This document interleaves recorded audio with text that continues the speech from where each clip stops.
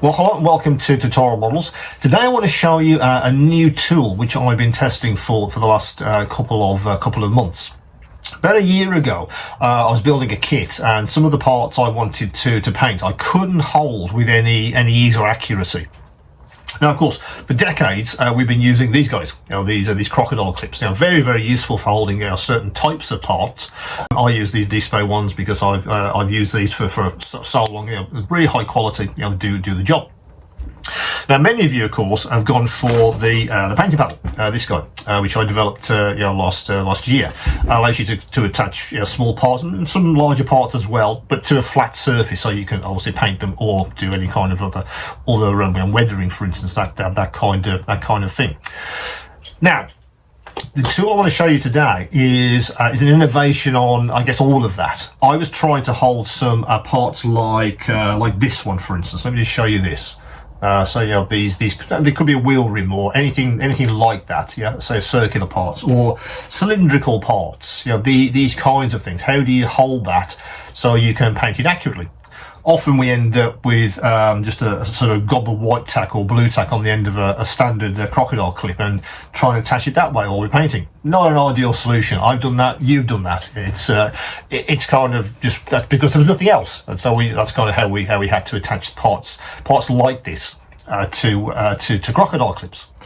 So about a year ago, I was building this kit, and I just wondered, is there a tool where I could hold a part on its inner surfaces? Yeah, and I did find what I think they called the reverse crocodile clip or reverse alligator clip. I did find a supply, but that didn't really work out too well. But what I did find a couple of months ago was another supplier, and that's the tool I want to show you today. So what I'm going to do is I'll tilt the camera to my bench, and we'll have a look at the reverse crocodile clips and why I think they could be transformative for many of you, particularly if you're trying to hold a specific kinds of parts, which I'll explain in a second. So I'll tilt the camera to my bench, and we'll have a look at this tool. See you in a minute. Okay guys, here we are at the bench. As I say, I want to show you this one. This is what I was talking about earlier. These are in effect, it's a reverse crocodile clip. That's what it is, because they mounted the spring. So you depress them to insert the clip into the part, which I want to show you in a second. You get 10 in the pack. But let me just grab one and show you this in a bit more detail. If I hold this against my t-shirt, you can see how the configuration is very different to a standard alligator clip. The idea is that you depress this, insert it into the part, release it, and that holds the part in place. Yeah. What I also really liked about these was they adopted what looks like an identical clip to the display ones. In fact, if I get a display one, this guy, and hold them side by side, they've kind of adopted the same materials, which I was very happy with, because the display ones, obviously, I use for my painting paddles. Very happy with that. Very robust. There's no giving these. When I'm trying to paint a part, it's not going to move. Really like the build quality, so very happy with that. I'm also happy with the mechanism itself. So I've been using these for a while, and the mechanism is very good indeed. Now, let me bring it close to my t-shirt again. So I want to show you this little lip on the end.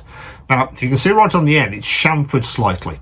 Now, that's absolutely important, because that's the actual gripping surface for the actual clip itself. So you insert this into a part. I'll show you that in a second, and that's what actually grips the surface. Without it, the surface would be too smooth and the part would just slide off. That's the actual gripping surface on the end, and that's very useful indeed. Now, as I say, it's ideal for parts like these guys. Anything that's it's a circle, or how would you hold that, or things like this, a cylinder.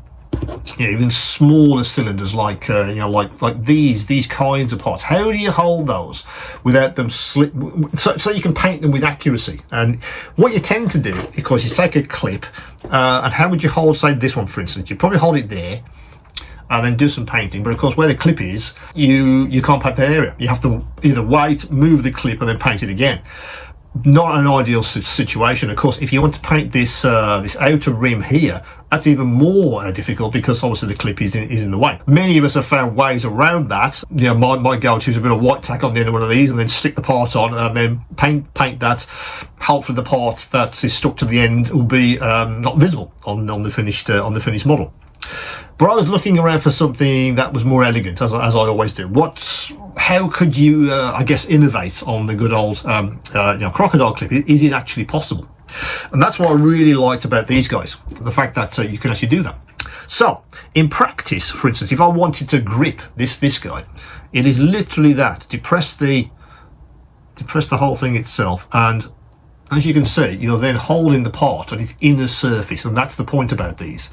You can hold any part you like, particularly cylindrical parts, on their inner surface. So now you have free access to every single surface on that part, including where the actual part's being held itself. The outer layer or the outer edge is freely available. You can paint all of that without any problems at all, because the clip is on the inner surface of the part.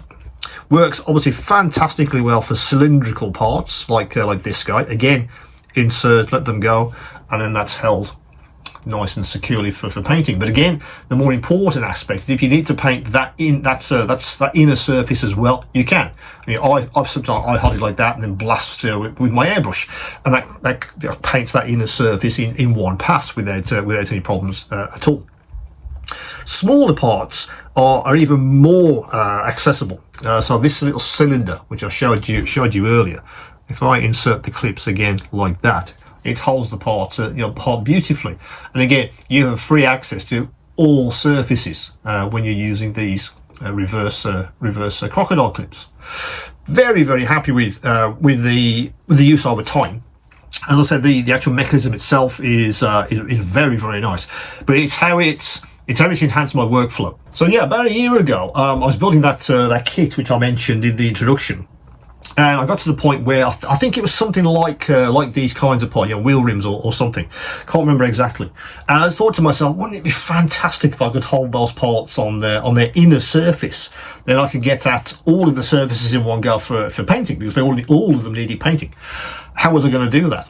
So I had a look around as I do. So I tend to find new tools when I come to a need. I hit a wall, or think, wouldn't it be great if there was a tool that did this? And I go and look for a tool. And often that's how I find many of the tools which you guys can see on the store. I did find an initial supply of these, but the build quality turned out to be not great. But then these guys turned up, and I say, the build quality is fantastic for these, and that's why I've gone with this range. Really, it's about workflow.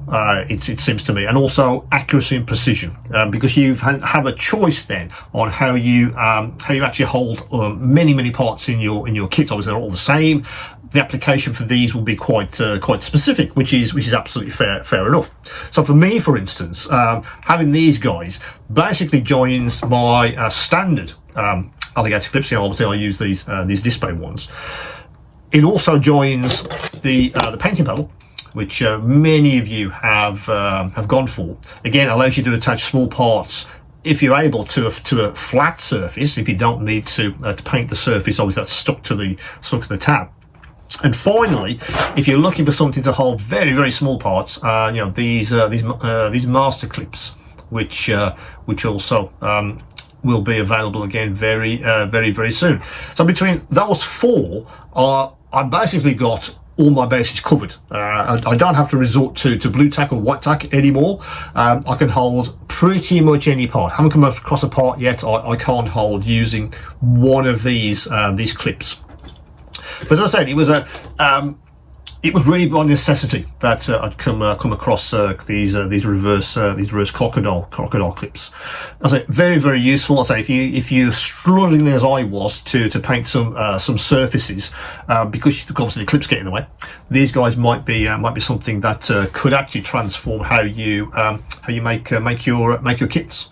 As always, any questions and any queries, do come back to me, and of course, keep on modelling.